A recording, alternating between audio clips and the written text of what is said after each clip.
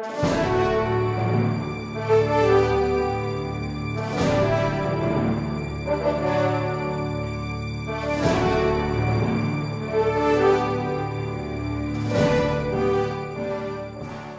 am not questioning, lest I be misunderstood. We are not questioning, Your Honor, the authority and the power of the impeachment court to promulgate its rule. But what I'm stating on record is this. I have examined the rules of procedure. I found no provision relative to admissibility of evidence, the nature thereof, the time of presentation. That is my point. That is correct. Counsel, you are correct.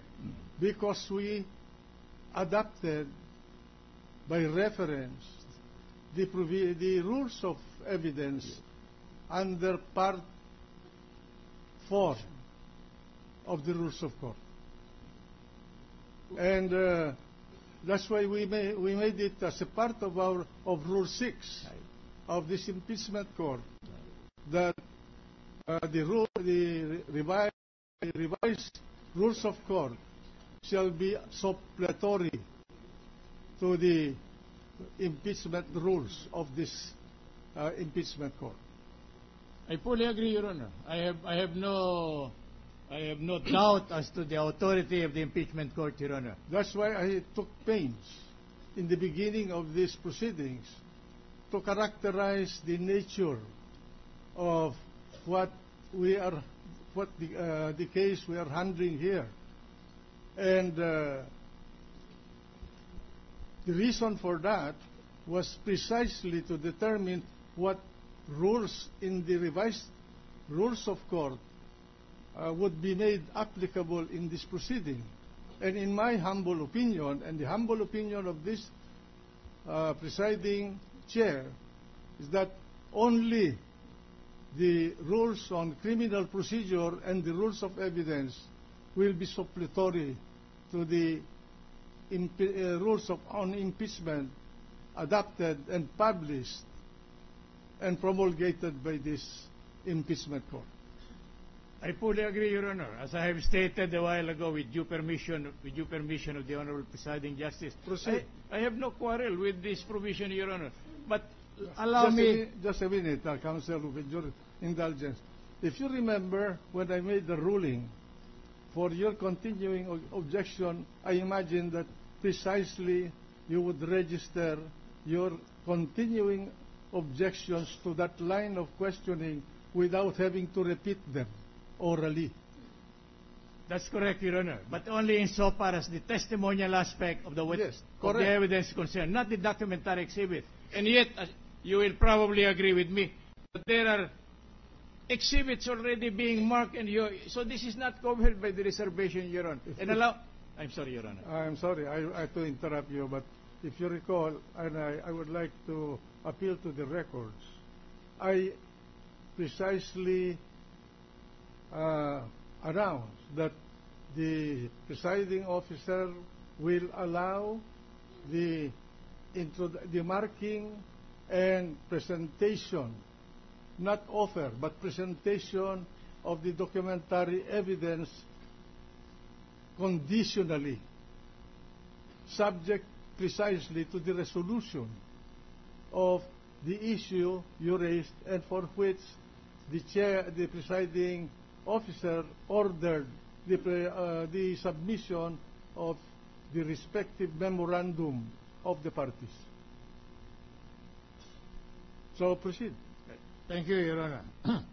Now, you will probably agree with me that enshrined in our Constitution is a provision to the effect that the Supreme Court or judicial arm of the government shall have the power to issue rules and regulations concerning pleadings, evidence, and so on.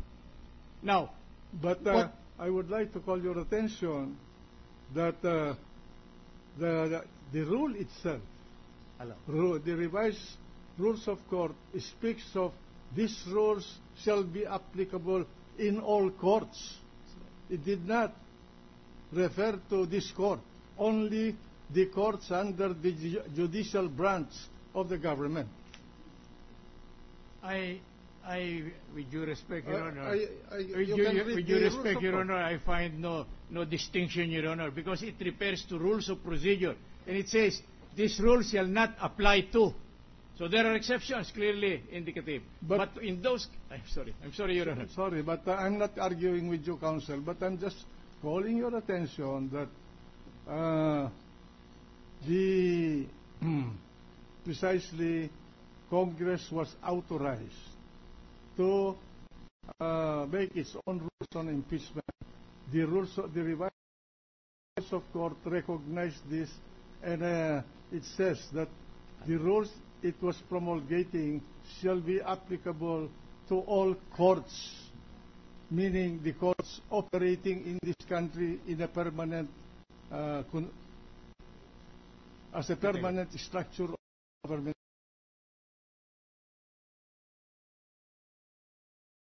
No reason to disagree lengthily from the opinion of the Chief of the Presiding Justice. I am merely an advocate in this particular instance. Your Honor. Now, the cardinal basis of our opposition to the introduction of evidence in connection with the alleged illegally acquired wealth, Your Honor, is the very impeachment complaint we have on hand. It has enumerated as number 2 the failure to file and disclose the psalm. There is no mention whatsoever dealing with illegally acquired wealth. In fact, what had been referred to according to the prosecution as applicable to the point in issue are the allegations embodied in paragraph 2.3 and 2.4. But if we examine, Your Honor, these particular paragraphs, this falls under the discussion and arguments, not allegation. They are entirely different, Your Honor. May I be permitted to go a little further? Proceed. 2.3, Your Honor, states, it is also reported that some of the properties of the respondent are not included in his declaration of his assets, liabilities, and net worth in violation of the Anti-Graft and Corrupt Practices. Second, 2.4, respondent is likewise suspected and accused of having accumulated, ill-gotten wealth, acquiring assets of high values, and keeping bank accounts with huge deposit. It has been reported that respondent has, among other things, a 300 square meter apartment in a past mega property development at the port in Taguig, Your Honor. It is our humble submission that this allegation does not suffice for purposes of serving as a basis for a cause of action on the part of the impeachment officials, Your Honor. Why? Because it is based solely on reported and also on suspected. May I give an example, Your Honor? Halimbawa po, umutang sa akin si Juan de la Cruz ng 500 piso. Hindi po nagbabayad. Paano ko makukolekta yung utang na yan? Nag-file po ako ng complaint sa for recovery. Ang nakalagay po sa complaint, ang suspecha ko po, may utang siya sa akin. Pangalawa, alinsunod po sa mga report, hindi siya nagbabayad. Yun ho ba'y sufficienting cause of action? Kahit na hindi sumagot yung defendant, wala akong right for recovery. Why? Walang enough cause of action based on my very allegation. Do we go into the answer? Miski walang answer po, madidismiss ang kaso. Do we go into the reply? The same story. Why will the reply supply the deficiency in the complaint for impeachment, Your Honor? That is revolutionizing jurisprudence on the point. I'm sorry to state this, Your Honor, but I happen to be with the academic world of the University of the Philippines, and I had been there for no less than 2 decades, Your Honor. Now, question, on the basis thereof, how do we determine then whether there is a cause of action or not? The ruling is, based on the allegation, without any evidence whatsoever, can a valid judgment be rendered in favor of the plaintiff on the basis of the allegation? The answer is no. And even if there is a decision, it will be null and void because of the violation of due process. Now, let me illustrate a criminal case. Nadukutan po si Juan de la Cruz. So it could be robbery, snatching, or whatever it is, or slight physical injury. Maaari ho bang sa information na ipapile ng piskal ilagay niya, alinsunod sa balita namin, na suspecha ko, ikaw ang dumukot o ganito. Hindi po tatayo yan. It will not stand the test of judicial scrutiny, Your Honor. And if do, it will be violative of the constitutional right of the accused against the presumption of innocence. I have delivered my piece, Your Honor. I am very thankful to this august body, Your Honor. Thank you very much, Your Honor. Thank you, Councilor. Thank you. Mr. Is the panel prepared to respond? Yes, Mr. President, can I just be given time to briefly respond to Proceed. Proceed. The only issue here, Mr. President, Your Honors, is that whether the allegation of ill-gotten wealth by the respondent is alleged in the complaint. And Section 2.4 of the complaint, impeachment complaint, states that respondent is likewise suspected and accused of having accumulated ill-gotten wealth, acquiring assets of high values, and keeping bank accounts with huge deposits. And we enumerated an example. Among others, the 300 square meter apartment in a posh Mega World property development at the Fort in Taguig. What is the test, Your Honors? Whether the allegation is sufficient in the complaint. The test is simply, as was stated in a particular case in 1960, Abbey versus Foster Wheeler Corporation.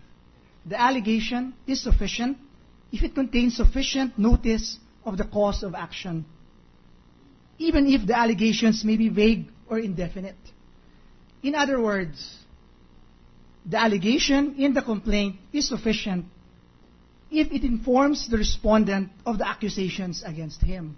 Sa madaling salita po, kung naiintindihan ng respondent na inaakusa siya ng, for example, ang accusation dito, na nagnakaw siya at mayroong ill-gotten wealth, kung naiintindihan niya yon, then it would be sufficient. Ngayon po, kung kahit po yung ordinaryong tao lang, pag nababasa yung complaint namin, let's say yung 2.4, nakalagay dito yung accumulated ill-gotten wealth na allegation. And naintindihan ko yun ng ordinaryong tao na merong accusation na ng ill-gotten wealth. Ngayon po, nung sumagot si Respondent Chief Justice sa kanyang answer, hindi naman ho strike out ito as vague. Hindi po. In fact, ang ginawa po nila, and I will read page 31, paragraph 11. Ito po yung answer ni Chief Justice Corona. I will read it. At any rate, the allegations are flatly denied. The truth of the matter is that Chief Justice Corona acquired his assets from legitimate sources of income, mostly from his professional toils. Ang ibig po sabihin, naintindihan ni Chief Justice na kami sa Kongreso, 188 kami, pumirma kami ng impeachment complaint, at sinasabi namin, inakusahan ka namin, Chief Justice, ng ill-gotten wealth. And using the sufficiency test, it suffices, Your Honors. Further, I just want to point out that the counsel for the defense has been arguing, even when we argued this last week, about the rules and pleadings under the rules of court. But under the Senate Rules on Impeachment Trials, which is Resolution 39, Section 6, the rules of court only applies suppletorily. When applicable, only matters of evidence and not on pleadings. In fact, in the cases, in a long line of cases ruled by the Supreme Court, it is stated that pleading should be liberally construed. And this is important, that we construe it liberally,